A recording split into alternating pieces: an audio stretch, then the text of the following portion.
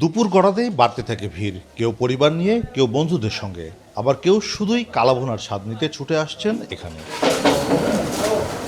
হাঁড়িতে মাংস, সঙ্গে নানা ধরনের মশলা, দীর্ঘ সময় ধরে রান্না, আর সেই ঘ্রাণ যেন টেনে আনছে ভোজন রসিকদের। টেবিলে কালাভুনা আসতেই শুরু রসনা বিলাস, কারো কাছে ঝাল মশলার ভারসাম্য, কারো কাছে মাংসের স্বাদে আলাদা আকর্ষণ। আমরা মুন্সিগঞ্জ থেকে খাইতে আইছি, এর আগেও আইছিলাম। মাংসের অনেক স্বাদ, আমরা এর আগেও আইছি, বন্ধু বান্ধব এখনো খাইতে আইছি। শুধু আজকে না, আমি আরো 4-5 বার এখানে আসছি খেতে। ইনশাল্লাহ রান্না খুব ভালো, খাবারের টেস্টও ভালো। এখানে অনেক সারা বাংলাদেশ 64 জেলা থেকে মানুষ আসে খেতে আসছে। আমি এখানে প্রায় 10 বছর থেকে খাওয়া দাওয়া করি, এখানে কোনোদিন অনিয়ম পাইনি। 5 বছর থেকে আমি একটা ঘোড়ার চোখে দেখতে পাইনি। আর ঘোড়ার মাংস কোথায় থেকে আসবে? কিন্তু গল্পটা শুধু খাবারের প্লেটেই আটকে নেই। সামাজিক মাধ্যমে হঠাৎ করে বাড়তে থাকে ফয়সালের কালাভুনাকে ঘিরে পোস্ট, ভিডিও আর নানা ধরনের প্রচারণা। তবে হঠাৎই নেতিবাচক প্রচারণা বেড়েছে। ফয়সালের দাবি, পরিকল্পিত প্রোপাগান্ডায় নেমেছে একটি পক্ষ। এখানে আমরা ধরেন 64 জেলা থেকে আমাদের কাছে মানুষ খেতে আসে, এমনকি বিশ্বাস আছে যে এখানে অরিজিনাল দেশি গরু পাওয়া যায়।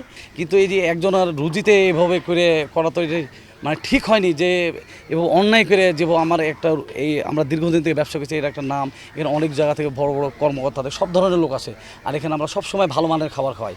খারাপ কিছু উদ্দেশ্য দেয় যে ঘোড়া, আমরা তো এই রাজশাহী জেলাতে মনে হয় আমরা 10 বছর আমার বুদ্ধি বয়সে আমি কোনোদিন ঘোড়া দেখিনি। ফয়সালের কালাভুনা নিয়ে নেতিবাচক প্রচারণা নজরে এসেছে স্থানীয় প্রশাসনের। তারা ঘটনাস্থল পরিদর্শন করেছেন, আশ্বাস দিয়েছেন তদন্ত করে প্রকৃত ঘটনা বের করার। একটি খবর খুব বেশি পরিমাণে স্প্রেড হয়েছে যে নওহাটাতে, বিশেষত ফয়সাল হোটেলে এখানে কালাভুনা হিসাবে গরুর সাথে ঘোড়ার মাংস মিশ্রণ করে খাওয়ানো হচ্ছে। এরকম একটা অভিযোগের ভিত্তিতে আমরা আজকে তদন্ত করতে এসেছি।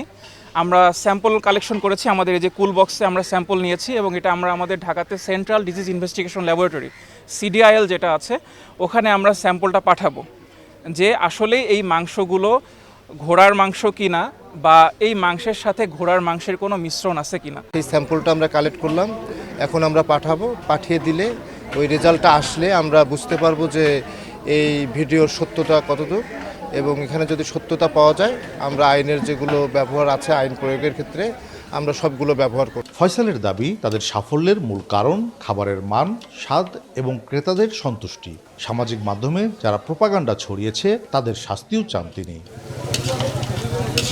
কাজী শাহেদ, দেশ টিভি, রাজশাহী।